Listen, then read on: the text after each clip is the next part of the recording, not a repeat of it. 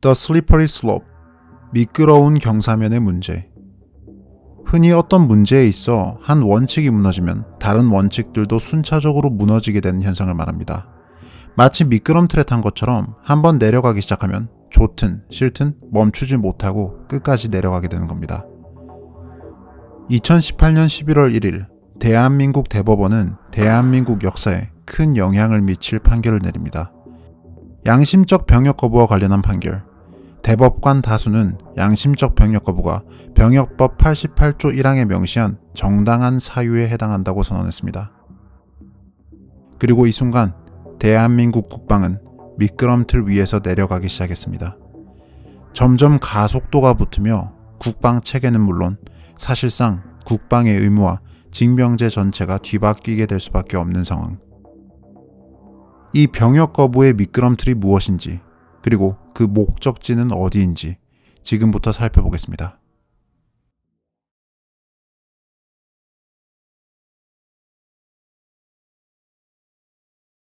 대한민국 헌법 제39조 제1항 모든 국민은 법률이 정하는 바에 따라 국방의 의무를 진다.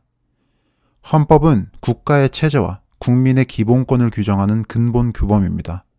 이 헌법에 따라 대한민국 국민들은 모두 국토방위의 의무를 지고 있습니다. 그중 병역 의무는 병역법에 따라 신체 건강한 대한민국 남성들에게 지어집니다. 그런데 종교나 양심 등의 이유로 이 병역을 거부하는 행위를 바로 양심적 병역 거부라 일컫습니다. 양심적 병역 거부도 파고들면 종류가 굉장히 다양합니다. 군 복무 자체는 받아들이지만 종교적 교리나 개인 신념 등에 의해 총을 드는 것을 거부하는 집총 거부자부터 어떤 형태의 군 복무도 완전히 거부하는 사람이 있고, 나아가 대체 복무를 하는 것도 거부하는 사람이 있습니다. 그 이유는 다양합니다. 무기를 드는 것을 거부한다, 살상 훈련을 받는 것을 거부한다, 살상 조직에 속하는 것을 거부한다, 국가의 강제력을 거부한다 등등 비폭력주의, 평화주의와 같은 개인의 양심이나 종교적 교리에 따라 매우 다양한 형태를 띱니다.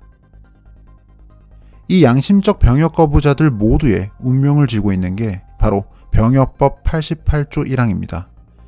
대한민국은 병역 의무를 진 사람이 정당한 사유 없이 입영이나 소집에 응하지 않으면 3년 이하의 징역으로 처벌합니다. 정당한 사유, 바로 이걸 두고 갑론을박이 벌어지고 있습니다. 개인의 신념과 같은 양심적 사유, 교리 등에 따른 종교적 사유를 과연 정당한 사유라 할 수 있을까? 바로 이 질문이 양심적 병역 거부 찬반의 시작과 끝입니다.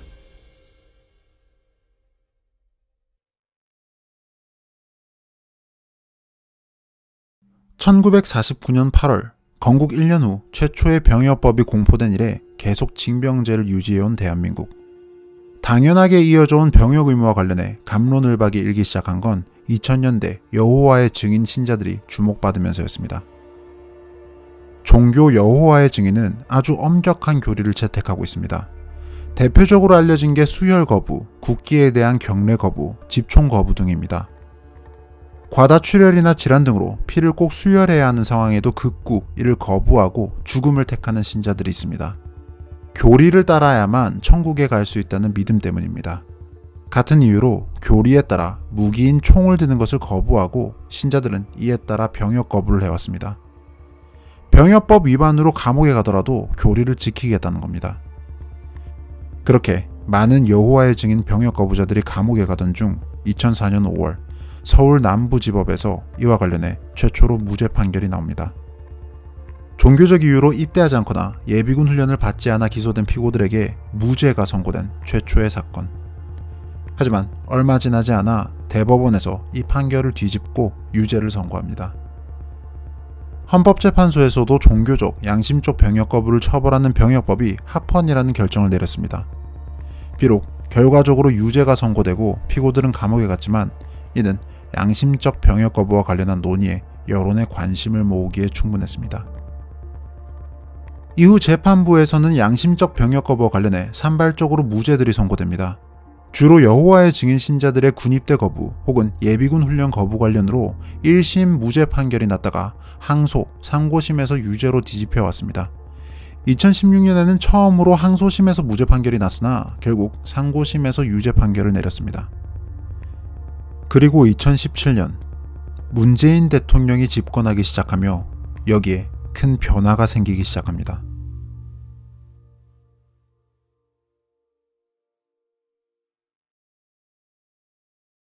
문재인 대통령은 후보 시절부터 양심적 병역 거부에 대해 명확한 입장을 밝혀왔습니다. 대체복무제를 꼭 도입해서 병역 거부로 형사처벌을 받지 않도록 하겠다고 말해왔습니다. 문재인 대통령이 당선되자마자 국내 각 분야에서 병역 거부 관련 움직임에 불이 붙은 이유입니다.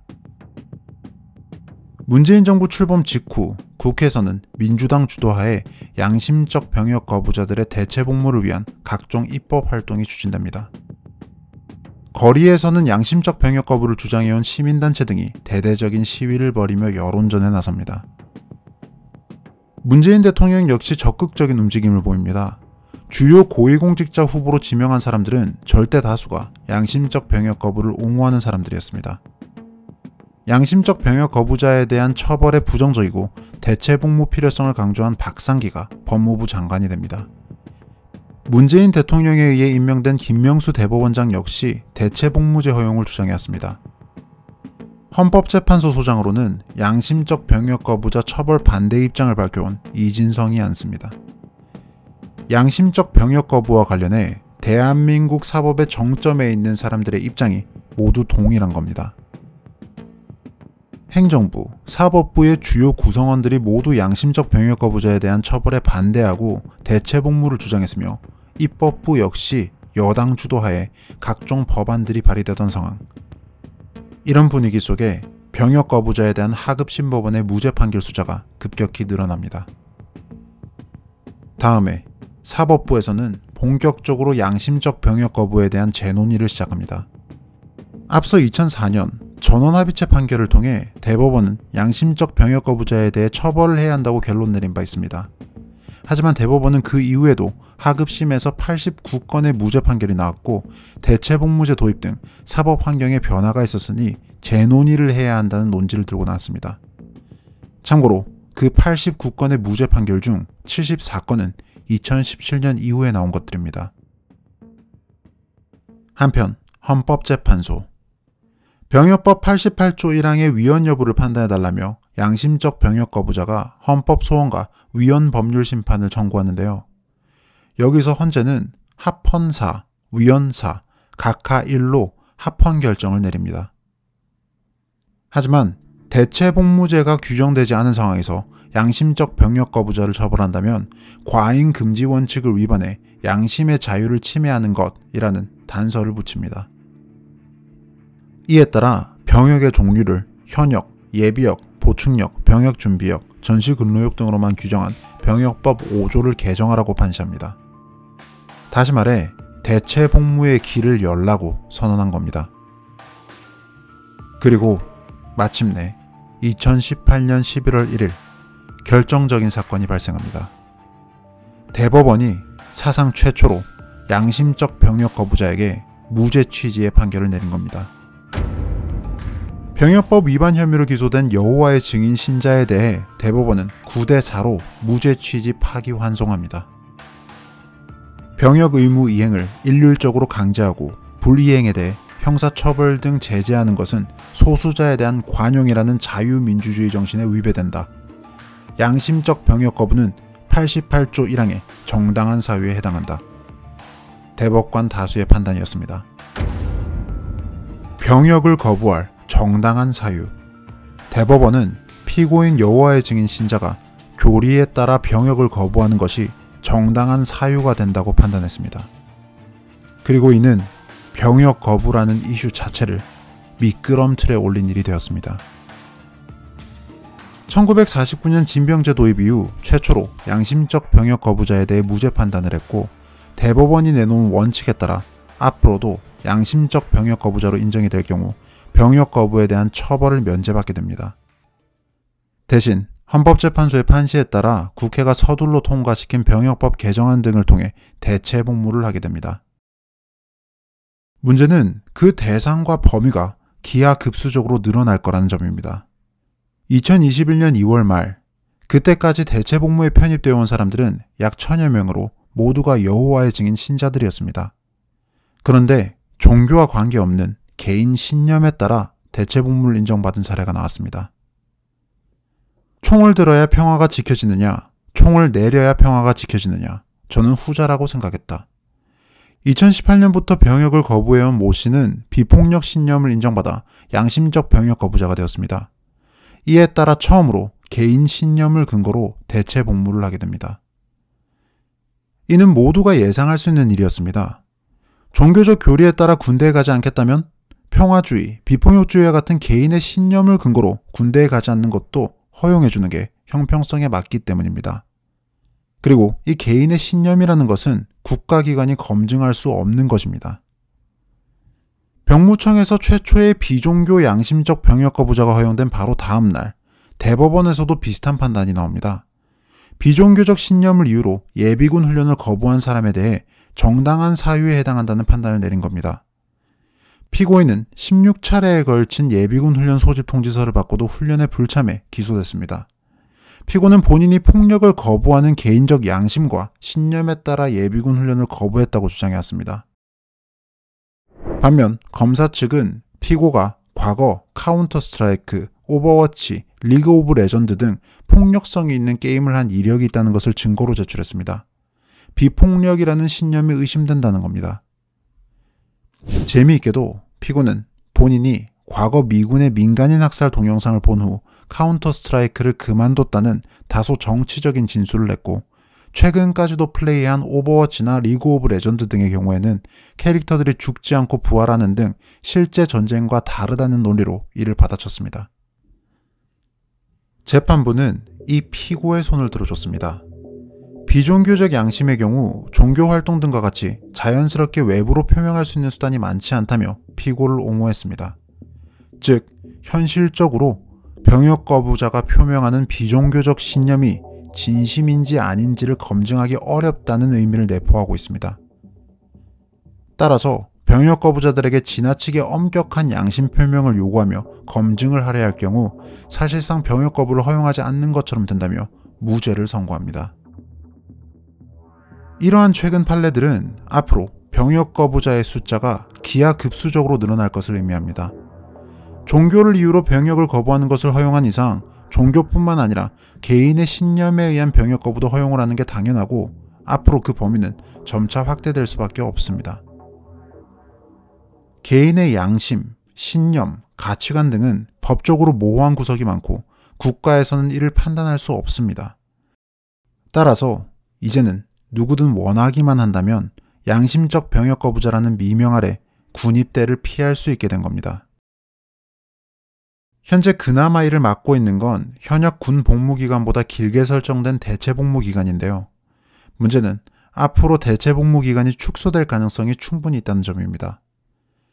대법원은 이미 병역 의무를 일률적으로 강제하고 불이행에 대해 제재하는 것은 자유민주주의 정신에 위배된다는 판결을 내렸습니다. 그리고 이러한 판단을 근거로 이미 양심적 병역 거부 관련 개인과 단체들은 대체복무기간에 대해 비판 여론을 조성하고 있습니다. 대체복무가 군복무보다 길기 때문에 징벌적 성격을 가지고 있으며, 이는 사실상 병역을 강제하고 불이행을 제재하는 것이라는 논리입니다. 지금 이러한 움직임들이 무엇을 의미할까요? 대한민국에서 병역 의무라는 개념은 이미 미끄럼틀에서 내려가고 있고, 그 종착지는 징병제의 종말이 될 거라는 사실입니다. 누구나 원한다면 양심적 병역 거부자가 되어 군입대를 피하고 더 편한 대체복무를 할 수 있다면 도대체 얼마나 많은 사람들이 군대를 가려고 할까요? 대한민국 국민이라면 누구나 한때 군인이었거나 군인의 가족이었습니다. 건국 순간부터 북계의 위협 아래에 있었던 대한민국에서는 신체 건강한 남성이 성인이 되어 군대를 가는 것이 너무나 당연한 일이었습니다. 이는 국가의 생존 그리고 유지에 필수 불가결한 일이었기 때문입니다. 그래서 대한민국에서 나고 자란 모든 이들은 국가 공동체를 위해 군대에 가서 헌신한 사람들에게 빚이 있습니다. 윗세대 남성들이 일정 기간 나라를 지켜준 덕분에 그 다음 세대 국민들이 대한민국에서 평화와 번영을 누리며 태어나고 성장하고 성인이 될 수 있었습니다. 그리고 그렇게 장성한 다음 세대가 병역 의무를 수행하는 동안 그 다음 세대가 자라납니다. 그래서 아직 병역 의무를 이행하지 못한 남성들은 병역 의무를 이행한 이들에게 빚이 있는 것이고, 그 빚은 다음 세대가, 그리고 병역 의무를 마친 이들이 안정된 삶을 누릴 수 있도록 군대에 가서 국가를 지킴으로써 청산됩니다. 그래서 군대에 간다는 건 국가 공동체의 일원으로서의 책임을 의미합니다. 모두가 생존하기 위해 신체 건강한 공동체의 구성원들이 돌아가며 한 번씩 치르는 일시적 책임입니다. 그런데 요즘 이 개념이 바뀌고 있습니다. 병역 의무보다 개인의 양심과 신념이 더 중요하다는 말들이 나옵니다. 물론 공동체를 발전시키기 위해 다양한 논의가 이루어지는 것은 중요합니다. 양심적 병역 거부 문제뿐만 아니라 모병제 전환 문제, 군인 처우 개선 문제, 남녀로 분리된 국방의 의무 문제 등 다양한 주제에 대해 심도 있는 대화가 이루어져야 합니다. 하지만 그 전에 전제로 해야 할 사실이 있습니다. 많은 사람들이 잊고 있는 듯하지만 대한민국은 아직 주적 북한과 전쟁 중인 나라라는 사실입니다. 2배 이상의 정규군을 보유한 북한은 핵과 생화학 무기로 무장한 채 언제든 대한민국을 다시 침공할 준비를 갖추고 있습니다. 시도 때도 없이 각종 도발을 자행하는데도 불구하고 너무나 많은 사람들이 대한민국이 사실은 전 세계에서 손에 꼽는 안보 위기 국가 중 하나란 점을 잊고 있습니다. 국군 장병들의 헌신 덕분에 누려온 기나긴 평화와 번영이 위기의식을 완전히 지워버렸습니다. 이런 점을 지적하는 사람이 오히려 이상한 사람 취급을 받죠. 야, 설마 전쟁이 나겠어? 인류 역사를 살펴보면 전쟁은 항상 그렇게 터졌습니다. 범국민적 안보 불감증, 정권의 각종 친북 정책, 나날이 떨어지는 출산율, 여러 요소에 의해 국방 전력은 빠른 속도로 떨어지고 있습니다. 여기에 문제의식을 느끼지 않는다는 점이 가장 큰 문제입니다.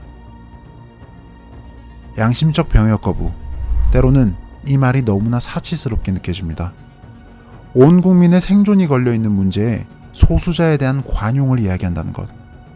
그렇게 미끄럼틀 위에 올라간 병역 문제는 종착지를 향해 빠른 속도로 나아가고 있습니다.